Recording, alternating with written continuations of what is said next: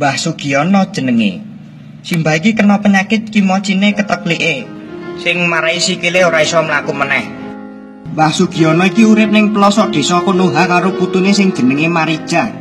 Putune selalu setia menemani mbahe. Sungguh mengharukan. Aku Sugiono Aku mantan pasukan tembak dalam. Nah, saiki aku ra ndek bojo, aku meh rabi meneh ra oleh putuku. Lihatlah dan bukalah mata hatimu, melihatnya lemah terluka, namun semangatnya takkan pernah pudar hingga Tuhan kan berikan jalan.